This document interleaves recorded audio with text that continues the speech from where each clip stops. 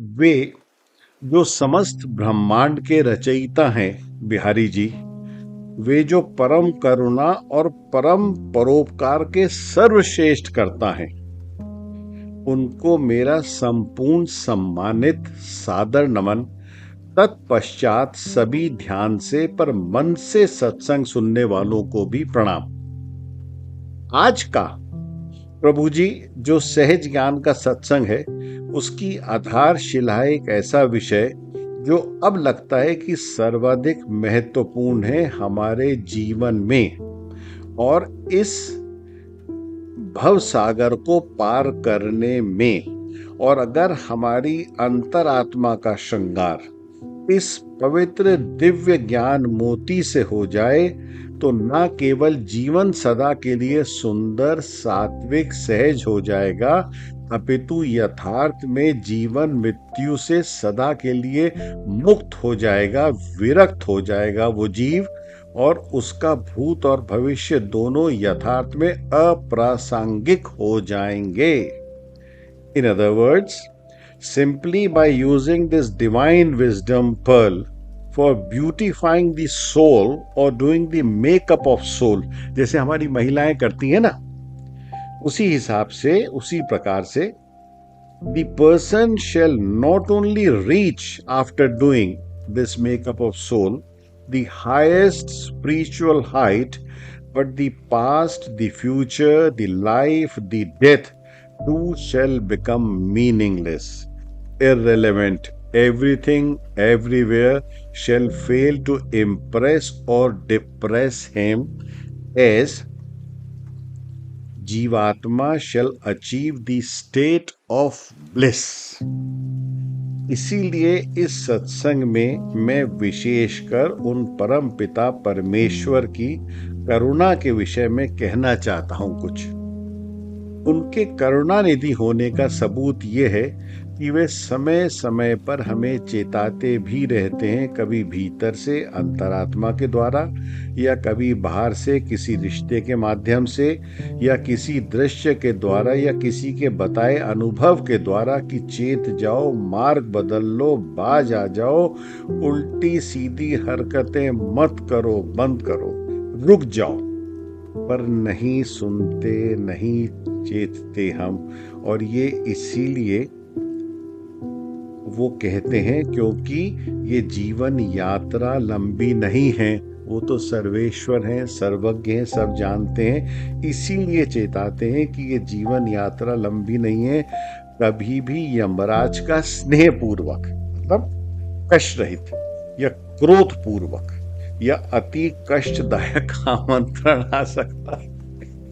यमराज का इन्विटेशन भी तो ऐसे ही आता, स्नेह पूर्वक आएगा तो कष्ट रहित आएगा, क्रोध पूर्वक आएगा तो थोड़ा व्यथित करके मृत्यु होगी, और कष्टदायक निमंत्रण आया तो बड़ी पीड़ात्मक मृत्यु होगी, जीव की नहीं, उसके साथ जो सब बंधे हैं उनकी भी। ये प्रभु जी निर्भर करेगा जीवन के स्वयं व्यतीत किए हुए धर्म पूर्वक जीवन पर कि यमराज का आमंत्रण पत्र कैसा आए। वैसे इस निमंत्रण को स्वीकार करना ही पड़ेगा, अवश्यम भावी है, मैंडेटरी है, ये कोई चारा नहीं है। मतलब कोई गोली नहीं दे सकते आप कि उस दिन संभव नहीं है यमराज, या अगली बार, या कुछ आगे पीछे कर लो, दाएं बाएं कर लो, या लिफाफा भेज दो, वगैरह वगैरह, रिश्वत दे दो। तो ये तो सुनिश्चित है कि इस क्षण से लेकर भविष्य में कभी भी यमलोक की यात्रा तो करनी ही पड़ेगी, और वो भी निमंत्रण तिथि अनुसार।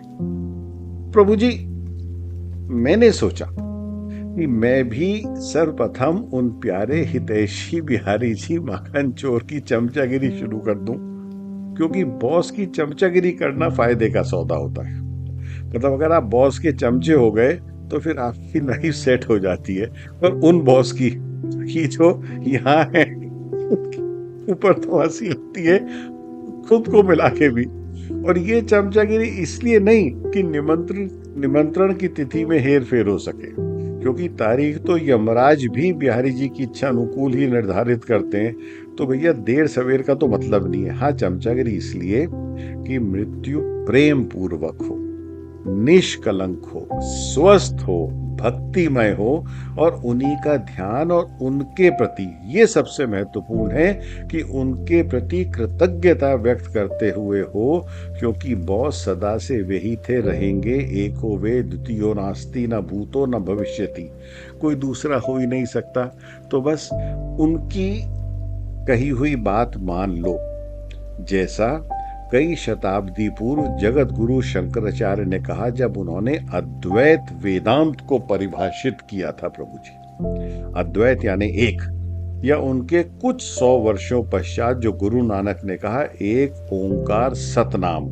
गुरु नानक ने या किसी भी जागृत चैतन्य सिद्ध जीव ने दूसरे की बात ही नहीं की, क्योंकि दूसरा कोई है ही नहीं, या साधारण शब्दों में कहा जाए तो बस बस बस वो एक ही हैं, वो ईश्वर जो है कर्ता। बाकी सृष्टि या ब्रह्मांड में जो भी है हमें मिलाकर वह है कृति। किसकी कृति? कर्ता की कृति। वे हैं रचयिता और बाकी सब कुछ है रचना। वे हैं दृष्टा, बाकी सब है दृश्य। वे हैं नर्तक, बाकी सब नृत्य है। तो प्रभु जी जो बिहारी जी ने बताया या जो उन्होंने किया या समझाया या दिखाया अलग अलग माध्यम से, तरीके से, जैसे शुरू में मैंने बताया, बस वो ही करते चलो। अगर उन परम सुंदरता की सुंदरता का एक भी कण चाहते हो तो मैंने तो निश्चित कर लिया, सद्बुद्धि रही, उनकी कृपा रही तो यही करूं। खैर, आज के सहज ज्ञान की सत्संग यात्रा पर अग्रसर होते हैं, आगे बढ़ते हैं। और आज का जो ज्ञान मोती है ना प्रभु जी, बाप रे बाप, ऐसा शक्तिशाली पहलवान रूपी श्लोक है जिसने मुझे एकदम से धर्म या आध्यात्म के अखाड़े में धोबी पछाड़ पटकी दे दी। यानी इससे पहले मैं समझ पाता, कुछ कर पाता, बस मैं चारों खाने चित हो गया, मुंह के बल गिरा, मिट्टी चाटने लगा। या दूसरे शब्दों में कहूं अपनी बात घुमाकर कि मेरी अब तक की सारी समझ, सारी शिक्षा, सारा छोटा मोटा ज्ञान या अल्प ज्ञान गया तेल लेने। सारी मान्यता चूर चूर हो गई, 2 कौड़ी की भी नहीं बल्कि 2 फूटी कौड़ी की हो गई मेरी सारी समझ। To put in a different direction, just to give example, those who read the most advanced American fighter jet in the world known as Raptor, which can not only create destruction of worst kind, but can lethally damage the enemy in complete manner, as it is capable of carrying the nuclear bombs too. What happened is, after reading this shlok, after understanding this shlok, I can compare it that this Raptor, just imagine that this Raptor was shot down by a glider, that too without cannon or rocket, or a paper boat of a kid, which normally he plays, can drown the most advanced nuclear submarine of the world, or the most powerful tank can be destroyed by a kid's toy gun, or Mount Everest appeared or looked like a tiny figure in front of a peanut. The PhD, the Doctor of Philosophy, appeared illiterate in front of a toddler who had not learned speaking. मतलब आप सोचिए कि जब मैंने श्लोक पढ़ा तो जो मेरी मान्यता थी, जो मैं मानता था अब तक, वो रैप्टर जैसा एक पावरफुल जेट है, फाइटर जेट जो अमेरिका ने निकाला है, जो कहते हैं वर्ल्ड का सबसे एडवांस फाइटर जेट है। ऐसा हुआ जैसे मैं रैप्टर उड़ा रहा हूँ और एक ग्लाइडर होता है ना प्रभु जी, जिसमें इंजन नहीं होता, लकड़ी का होता है। अगर कभी ग्लाइडिंग करी हो तो ग्लाइडर ने रैप्टर को पीट दिया। या वो बच्चे जो बारिश में कागज की नाव बना के खेलते हैं, उन्होंने एक न्यूक्लियर सबमरीन को डुबो दिया। या एक टैंक को बच्चे की पिस्टल ने गिरा दिया। माउंट एवरेस्ट मटर के दाने के सामने छोटा हो गया। और एक डॉक्टर, पीएचडी डॉक्टर, एक बच्चा जो बोलना भी शुरू नहीं कर पाया, उसके सामने मूर्ख या अज्ञानी प्रतीत हुआ। ये इतना महत्वपूर्ण, इतना सशक्त श्लोक है प्रभु जी। ऐसा हुआ है मेरे साथ, या ऐसा हो सकता है उन लोगों के साथ जो मानते हैं, क्योंकि हमें कई सहस्त्र वर्षों से बताया गया, कि मरने के पश्चात कहाँ कहाँ जीव जाता है अगर पुनर्जन्म को एक तरफ रख दे तो, मुख्यतः नरक, स्वर्ग, मोक्ष। एज हिंदू द वैदिक फिलॉसफी सेज इधर या तो आप नरक में जाओगे या स्वर्ग में जाओगे, और अगर आप सर्वश्रेष्ठ स्थिति में पहुंच गए तो आपको मोक्ष की प्राप्ति होगी, कैवल्य की प्राप्ति होगी, निर्वाण की प्राप्ति होगी। Unlike Islam, the Muslims, they believe that either they go to dojak or jannat, or like Christianity, the Christians say either you go to hell or heaven. But हमारे यहाँ भारत अकेला एक देश है, राष्ट्र है, जो नरक और स्वर्ग के ऊपर पहुंचा मोक्ष। तो ये जो मोक्ष है प्रभु जी, जहाँ आत्मा परमात्मा में विलीन हो जाती है, यानी अद्वैत वेदांत का उत्तमोत्तम उदाहरण है प्रभु जी। सारे संत, साधु, महात्मा, ऋषि, महर्षि बस यही साधना करते रहे कि मोक्ष प्राप्ति हो, निर्वाण प्राप्ति हो, कैवल्य प्राप्ति हो।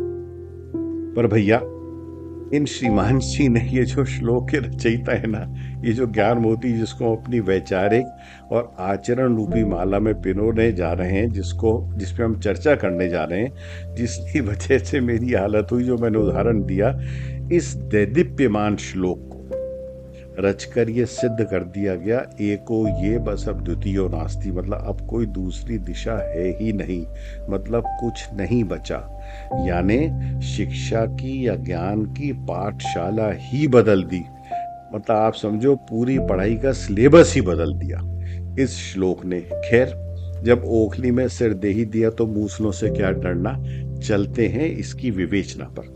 बस अंतिम बात श्लोक से पहले कहना चाहता हूं, इस दिव्य श्लोक को मैं इसलिए भी समझ पाया क्योंकि मेरे जीवन में, मेरे व्यक्तिगत जीवन में जो मेरा पहला और अंतिम परिचय हुआ उन करुणा के अनंत सागर परमेश्वर से, वह हुआ मेरी माँ के रूप में। जिस माँ को मैंने पाया, जिस माँ ने मुझे जन्म दिया, ईश्वर को तो नहीं देखा मैंने, पता नहीं किस जन्म में दर्शन होंगे, पर होंगे अवश्य उन परम सुंदर के। और कारण यह है कि मैंने अथाह अनंत पुण्य अर्जित कर लिए 55 वर्ष अपनी माँ के साथ रहते हुए।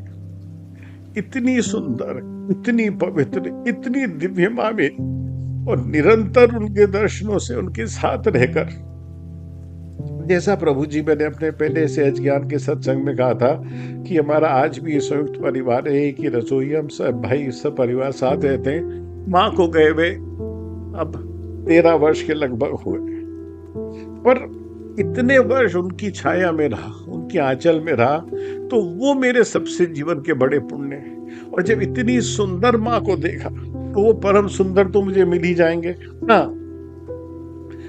उन परम सुंदर के दर्शनों में क्योंकि कारण है, कुछ पाप भी तो किए, तो हो सकता है 1-2 जन्म लग जाए।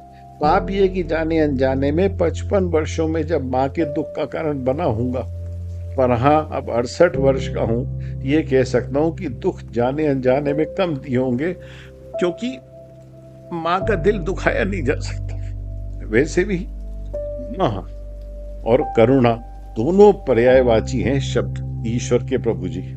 हमारी माँ ने हम सब बच्चों को परोपकार से परिचित कर दिया। माँ का जो आचरण था, निशब्द हूं शब्दातीत है। खैर माँ होती ऐसी है, क्या कहूं, क्षमा चाहता हूं, भावना में बह गया। और माँ ने ही धर्म और आध्यात्मिक रुचि भी हमें दी। तो आइए प्रारंभ करते हैं सत्संग। और ये पृष्ठभूमि मेरी है, यानी ये मेरी कल्पना है प्रभु जी, कि जब ये श्लोक कहा गया होगा, जब इसकी रचना करी होगी, तो ये कारण रहा होगा, ये दृश्य रहा होगा कि उन जनार्दन की ये इच्छा रही होगी। और कदापि इसीलिए क्षीर सागर में, वैकुंठ में, शेष नाग की शैया पर विश्राम करते हुए माँ लक्ष्मी के साथ उन्होंने सब देवताओं को स्वर्ग से क्षीर सागर आने का आदेश दिया होगा। और माँ लक्ष्मी से कहा होगा कि लक्ष्मी एक तुला लाओ, एक तराजू लाओ, जिससे सब देख सकें और जान सकें कि जीवन में सर्वाधिक, सर्वोच्च, सर्वश्रेष्ठ स्थान किसका है। तो प्रभु जी आइए इस श्लोक पे चलते हैं। श्लोक इस प्रकार है, परो प्रति कैवल्ये तो लित्वा जनार्दना गुर्वी मुप क्रंतिम मत्वा हयावतारन दशा ग्रहीत। पुनः कहूंगा, वैसे तो सहस्त्र बार कहना चाहिए, दैनिक प्रार्थना में भी कहता हूं, परोपकृति कैवल्य तो लित्वा जनार्दना गुर्वी मुपक्रंतिम मत्वा हयावतारण दशाग्रहित। अर्थात तुला तराजू के एक पलड़े पर जनार्दन ने मां लक्ष्मी से कहा कि परोपकार को रखो, और दूसरे पलड़े पर कैवल्य को रखो, मोक्ष को रखो, निर्वाण को रखो और उठाओ।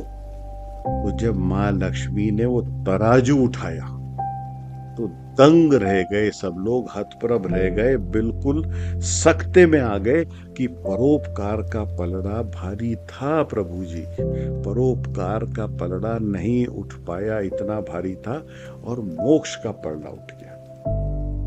तो प्रभु जी जब ये दृश्य देखा होगा सबने, तो क्या बचा होगा? मतलब अब तो मोक्ष, कैवल्य, निर्वाण सब व्यर्थ हो गया। तो ये देखने के बाद जनार्दन ने दशावतार, हमारे यहाँ जो दशावतार है ना प्रभु जी, वो लिए किसके लिए? परोपकार के लिए, दूसरों के लिए, परमार्थ के लिए, दूसरों का कष्ट हरने के लिए। एक तो गीता में उन्होंने कहा है यदा यदा ही धर्मस्य, वो तो एक है, लेकिन कितनी प्रकृति की रक्षा के लिए, जीव जंतुओं की रक्षा के लिए, शिक्षा के लिए 10 अवतार उन्होंने लिए। मतलब परोपकार, कैवल्य, निर्वाण से भरा है प्रभु जी। क्या मतलब? कैवल्य से, मोक्ष से भरा पड़ा है परोपकार। मतलब क्यों ना हम अपने अस्थिर अनिश्चित जीवन में परोपकार रूपी ज्ञान मोती को अपनी आत्मा की सजावट के लिए प्रयोग करें। बहुत बहुत खो दिया, गंवा दिया, लुटा दिया, बर्बाद कर दिया, तो चेत जाओ, समझ जाओ, ये मैं अपने लिए कह रहा हूं। और जैसा गत सत्संग में कहा था, सांझ पड़ी दिन ढल गया, बाघिन घेरी गाय। तो मुझे ऐसा लगता है कि जनार्दन ने जब तुला में परोपकार को रखा और कैवल्य को रखा और परोपकार का पलड़ा बैठा रहा, कैवल्य उठ गया, तो देवताओं को बताने के लिए, सबको बताने के लिए दशावतार नयावतारन दशाग्रहित। तो जब उन्होंने परोपकार के लिए 10 अवतार लिए, तो हमें उनसे सीखना ही होगा, उनके बताए पथ पे अग्रसर होना ही होगा। इसीलिए मैं उन परमेश्वर की प्रारंभ में व्याख्या कर रहा था, इसीलिए माँ की बात करी, क्योंकि माँ और करुणा ईश्वर का पर्यायवाची है। अगर करुणा होगी तभी परोपकार होगा। मुझे ये श्लोक अपने जीवन का इसलिए सबसे महत्वपूर्ण लगता है क्योंकि इसने मेरी सारी मान्यता खत्म कर दी। वो जो मैंने उदाहरण दिया था ना, रैप्टर का, न्यूक्लियर सबमरीन का, माउंट एवरेस्ट का, टैंक का, कि हम तो मोक्ष समझते थे, निर्वाण समझते थे, कैवल्य समझते थे, तो अब परोपकार के सामने सब खत्म हो गया। तो चलिए बिहारी जी से प्रार्थना करते हैं कि बिहारी जी यमराज के निमंत्रण को प्रेम पूर्वक देना, स्वस्थ देना, निष्कलंकित देना, भक्तिमय देना, कृतज्ञता से परिपूर्ण देना, आपका स्मरण करते हुए, ये तभी संभव होगा जब उनके बताए मार्ग पे चलेंगे। अगले सत्संग में बिहारी जी की कृपा से एक दिशा परिवर्तन करेंगे।